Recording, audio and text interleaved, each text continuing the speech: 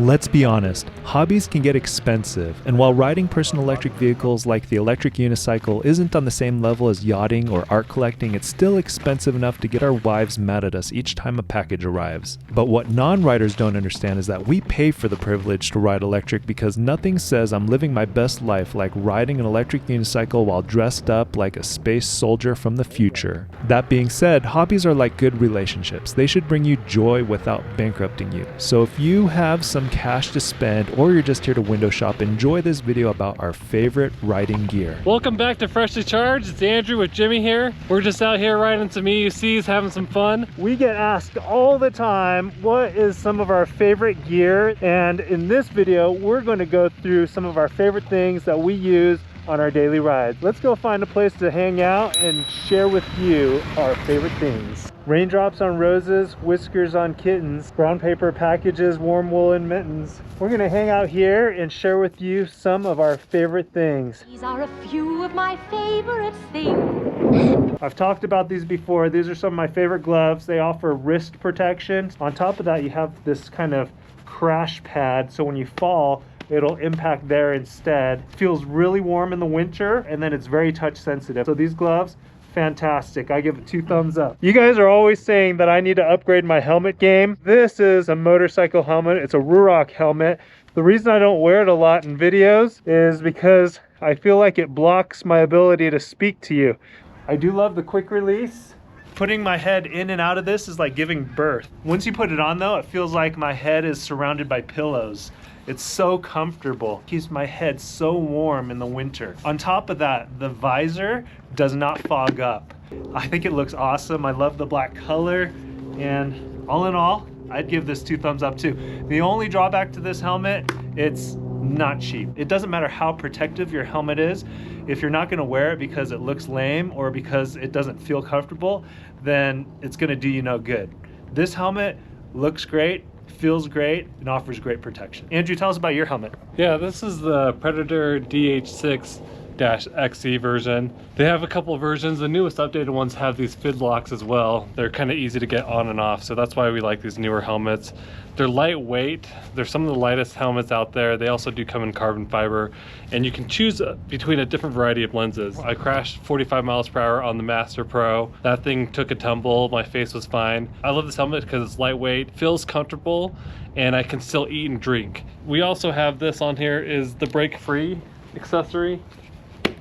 And this thing's sweet. You can take it on and off depending on what type of riding you're doing. At nighttime, it's great. Even during the day, it's good to notify people that you're stopping. People are oblivious, so anything you can do to make yourself more visible, the safer you're gonna be out there riding. Yeah, especially since the tail lights found on your EUCs are so low, this puts up right in the line of sight for drivers so that they can see and be notified when you're slowing down, when you're stopping. Because of the technology and this brake free, if you're moving and it stops, it lights up. And so it's pretty cool technology. If you like to ride at night, then I think it's almost a must-have. Speaking about visibility, that's why I love wearing this lazy rolling jacket. It's an armored hoodie. And the reason why I love this is because it's got the reflective material that really shines in bright sunlight or nighttime riding. It has back, shoulder, and elbow protection. I survived a crash going 45 miles per hour on the Master. The places that I didn't have any type of road rash was everywhere that the jacket was covering. The only type of road rash I got was areas where the jacket rolled up. Definitely got to make sure it's zipped up, and I would like for it to connect into pants so it didn't roll up on the waistline. If you don't wear your safety equipment correctly, then it's not going to offer the correct type of protection. Now let's talk about my jacket here. This is something newer, and I'm actually really liking this jacket for warm weather riding. I'm wearing it just today to show you guys. It's Beyond Rider's gear. It's also an armored jacket, so it has the protective pads for your elbows, your shoulders, your back, and then it's made of this mesh material you can see through, and the wind is just blowing right through it. So if I look cold, it's because I am cold. So a lot of ventilation. This is perfect for the summer, or if you live in a warm weather area like California or Florida, I'd recommend this because you just throw it on, you've got your safety protection right away. And both of these jackets are actually Kevlar lined, so they actually have a lining of Kevlar that protects you. And we'll have links to all these things down below. In the summer, a lot of people ask, what kind of elbow protection are you wearing? Well, these are the elbow guards that I wear. I learned this from the great La Laxina. Super easy to put on. They offer protection for your elbows, and you don't have to wear a jacket so you're not hot in summer riding. Let's talk about the different gloves we have. These are my favorite summertime riding gloves if I'm not going to be riding fast. If I'm just riding casually, I'll just throw these on. They offer me the protection I need if I'm going to be keeping my rides under, 20, 25 miles an hour, and they're nice and airy and light. I really like the gloves that I wear. Some people mistake them as gardening gloves. No, these are actually gloves that police officers and first responders use a lot. The reason why is because they're cut resistant, they have Kevlar lining in them, and you still have your dexterity in your hands. The reason why I like the dexterity is because I'm messing around with a lot of PEVs with trigger throttles. It's hard to grab onto some throttles with certain bulky gloves, but these ones I have my full dexterity on them. They're leather on the bottom, and they also have these pads on the knuckles, and they have these leather lining bottoms. I combine that with the FlexMeter D30 wrist guards. I like a little bit more protection because I am the one going a lot faster on these EUCs. I'm the one testing them out, and if I was to crash, I do want to have some protection on the bottom and also on the top. It's helped me out in a crash. I crashed on that master crash with this type of wrist guard. They got scuffed up completely and my hands were left very protected. The only thing that actually did get messed up was my fingertips because I wasn't wearing gloves on a hot day. So that's why these gloves actually are pretty decent on a hot day too, is they're not super thick. You are gonna still sweat in them, but not as bad as some other gloves. Sometimes when you're riding, you just wanna save your voice, because a lot of times I'll just say, on your left, on your right, but sometimes I really don't want to deal with that, and that's why the finger dinger is pretty amazing. Fits right on your hand, easy to use, and it has a great sound to it. Let's talk about our lower extremity protection. To protect my knees, I have the trusty Liats. I won't even go into those because I think everyone in the community wears those. Andrew, what are you wearing down below? These are lazy rolling pants. They're also Kevlar lined. The pros are is it has hip protection. There's a pad right there. Yeah, there's hip protection, and they're really great for one wheel riding. When I first tried the one wheel, I got launched on the one wheel, landed on my hip, and I had a hematoma on my leg for like a year. Had I been wearing any type of padding, then that would have been protected. I do love having some type of hip protection, and you can also use the knee pads inside of these pants. We've gotten over head, shoulders, knees, and now to the toes. So we're wearing the same shoes, just different designs. These are the Vans MTE 2 version, or also the MTE 1 version. I've always just loved Vans because A, they have ankle protection, and the other reason is because the MTE version has really good traction. They offer good protection and they're comfortable. So this is the backpack I ride with on every ride. I carry all my essentials in here. My able carry, the reason I like it is because it's super lightweight. Good backpack, but let me show you what I have inside here. This is a suspension pump. A year or two ago, people thought suspension on an electric unicycle was a gimmick.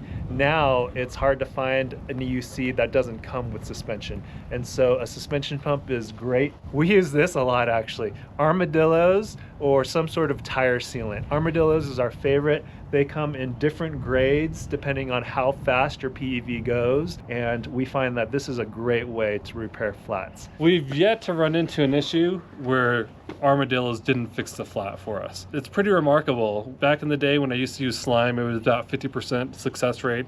Every time we've used armadillos, it's 100% success rate for us now, and we just had to deal with one literally yesterday. Also, to help with repairs on the go, we like to keep a multi-tool, so we recommend having a good multi-tool.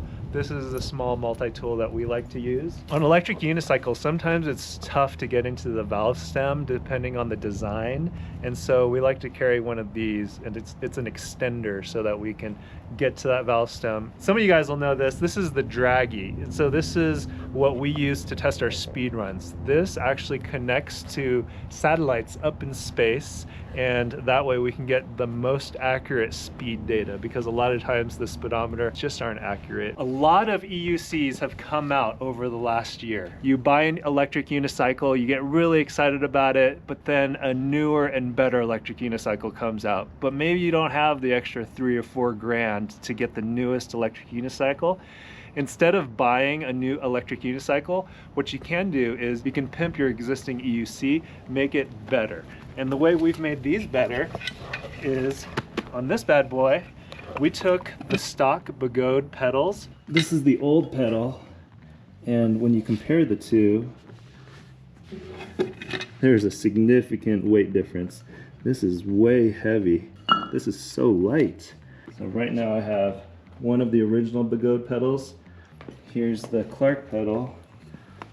Good action. First off, you can pick from a bunch of different colors. They have a really cool system that adds strength to these pedals, makes it super lightweight. The spikes are perfect for that grip that you need. And on top of that, if you like to race and you don't want your pedals scraping as you turn, they come in different sizes too. And so you can see the pink is actually, you have a wider area, they're wider. And this pedal, the yellow pedal, is actually narrower, so that when you're turning, you're making those tight turns during a race, you won't pedal scrape. And we don't see this very much in other pedals. It's got a gentle concavity this way, just to make it easier on your feet. It makes riding more comfortable. It's a really nice system. So the folding action feels great.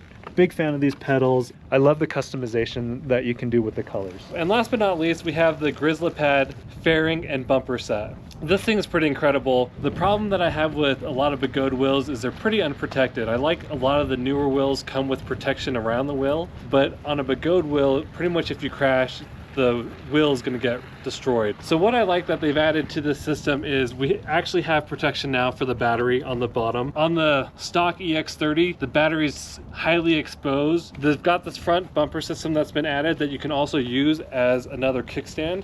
And that's pretty stable. I think that's actually even more stable than the regular kickstand. The fairing pad system gives you the ability to attach pads to the body of the EX30 combined with the flow pads. The flow pads have adjustable angles.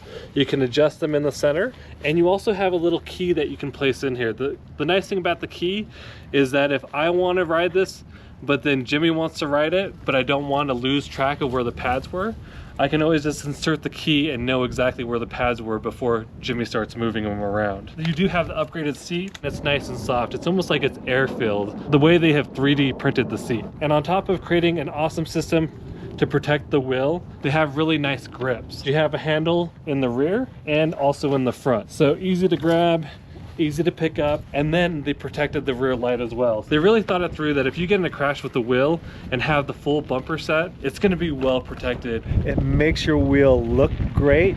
It adds extra protection for your wheel, and it has huge functionality. In my opinion, this is how these wheels should be coming. These are a few of our favorite things. I feel like Oprah Winfrey in one of her favorite things episodes.